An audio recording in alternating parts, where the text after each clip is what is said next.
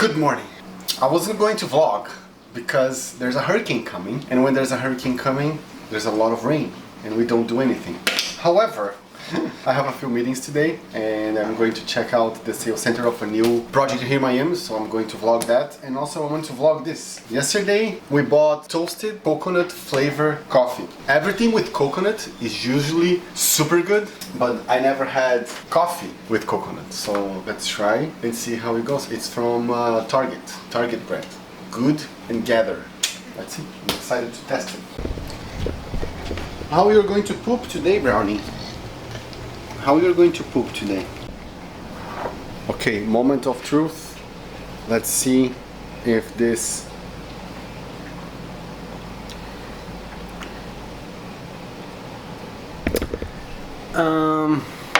it's not good enough for coconut and takes out the coffee flavor. Are you serious? So is it no? I don't think so. So are you vlog dressed? Ready? Yes, I am ready. I mean, at least I'm dressed. I am going to disagree with you. I can taste toasted coconut flavor. Me too. I think it's delicious. But you're right, you don't get that coffee flavor, but I think the coconut flavor will be good. Yeah, so I'll drink less coffee. No, it's delicious, baby. The aftertaste in the mouth. Brownie, vamos fazer cocô? Vamos descer? Vamos. So cute. Cocô, Brownie. Cocô. Mission accomplished. People who say that dogs are not kids, you even have to wipe their asses. Brownie. We feed them, we walk them, we take them to the vet, we do everything, and also we need to wipe their asses. Brownie. Otherwise they will put their shitty asses in our couch. No, we don't like that. Are you comfortable? Yes, and I just sent an email to finish once for all the speculation about a market crash, and I'm gonna try to resume this like in less than 2 minutes. Everybody's saying that the market's going to crash, and I'm going to put my economist hat here to explain to you two things. For a market to crash, you need to have an abrupt and sudden reduction of prices, and this is how the economy works, okay? Here we have what we call the supply and the demand of goods, okay? This is the supply and the demand of goods. This is what it means. Giving certain conditions, your job, the interest rates, the unemployment rate, everything else that is around you, your rent, your mortgage, you make a decision to buy things.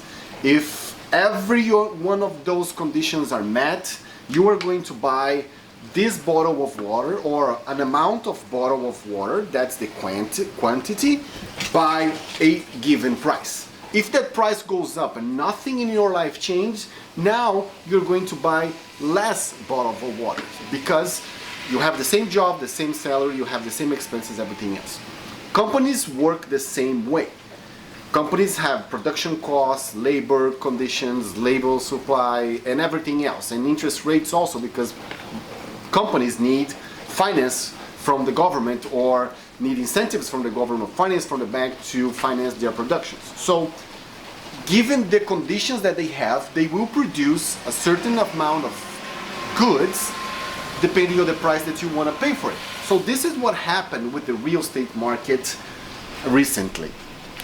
The demand of real estate went up. Why the demand went up? Come back to me. Why the demand went up? Because the government started sending money to people to spend.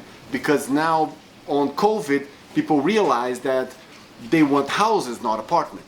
Because they feel like the markets were going to crash because of the uncertainty, so they put money on real estate. When that demand came from here to there, the conditions changed because now people had more conditions to buy houses and real estate. What happened to the prices? The prices came here, the prices came up. That's what happened in the real estate market recently. And what the government is doing now is increasing the interest rates, so that's going to, once again, is going to reduce the demand of real estate because it's going to be harder. But to imagine that a crash is going to happen, we would have to abruptly change not only the demand but also the supply, which what happened in 2008. What happened in 2007, 8, and 9? When shit hit the fan and market was about to collapse, what the banks did? Banks literally stopped lending money to anyone. Even companies wouldn't have money to lend. So the demand side went from here to like almost non-existent, bringing the prices down. Not only that, because banks were not lending money to anyone, they were not also lending money to builders that need money to build buildings. And also the banks were taking out properties off the market because the average Joe like me, we were buying 5 houses at the same time, putting 0 down, speculating and trying to sell it later. Once the bank take all of those properties from me because I am in foreclosure, the supply of houses also went down. So the price that was once here, now with the new conditions of the market is here. So that's how you crash a market. You reduce the demand abruptly and reduce the supply abruptly. What is happening now is not a crash, it's a correction. Okay, so that means the demand is still there. The demand is still high. It's going to lower a little bit, but it's still high. The supply is low because it's not easy to build a house or a building. Waldorf Astoria with 100 floors here in downtown Miami will take 5 years to be built. Everything that is started now will take 5 years to be built, and the people had money to buy in a faster speed that companies can build things. So high demand, low supply. 38% of homes right now in America don't have a mortgage, so people are not desperate to sell. The banks are not going to take them out of them because they do not have a mortgage. The average equity in a property right now in America is about $200,000, which is a lot of money. Nobody's going to lose their $200,000. 9 out of 10 mortgages in America are fixed and 50% of those are under 4.4% of interest rates. So the increase of interest rates is not going to affect 90% of the mortgage here in America. The market size is $41 trillion, and there's $29 trillion in equity. 70% of the housing market right now is equity, based on equity, not on debt. So if anyone has an information that shows that the demand of houses will go to abruptly and suddenly go to 0, and the supply of housing is going to abruptly and suddenly going to 0, please let me know, because that's the only way that the market is going to crash. The rain stopped a little. Not stopped, but like it's giving a little break. So I'm going to get out for a few minutes to just do something. Both of my meetings were canceled because I already lost one car due to the rain. An old lady just stopped the car in the middle of a big puddle. So my car was super low. I had a Camaro and there was water in the engine. So I'm avoiding getting out. But now that the rain is kind of stopped, now it's really stopped, I'm gonna get postcards so I can send to prospects, and also envelopes and stamps. Binders. Which size are the ones that I just bought? Why binders are so expensive? One is $1.99. A package with 5 is $1.45. I need envelopes, but I need pretty ones.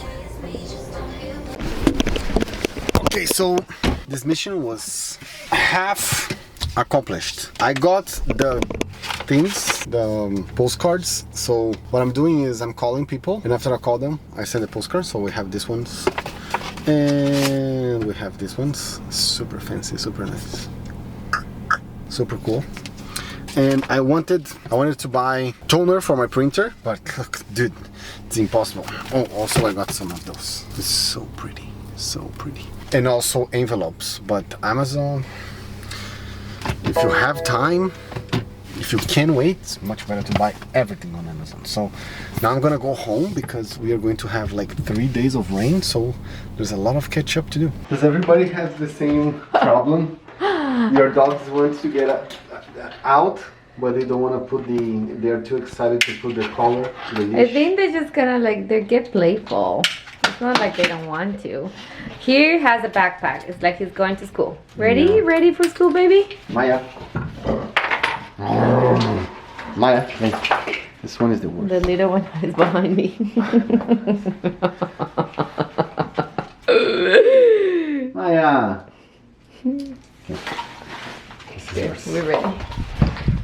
Still filming. You were adorable, Brownie and Maya.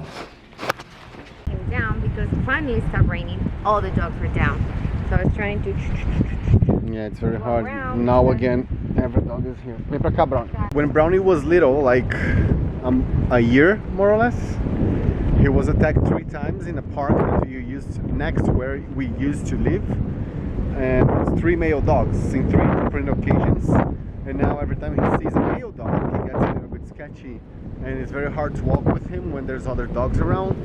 And right now I'm not using the choker because I want to make him a little bit more free, but in general I use the choker, which is easier to control him. And now we just need to walk when there's no other dogs, and the hurricane is coming. Hey. Las orejitas.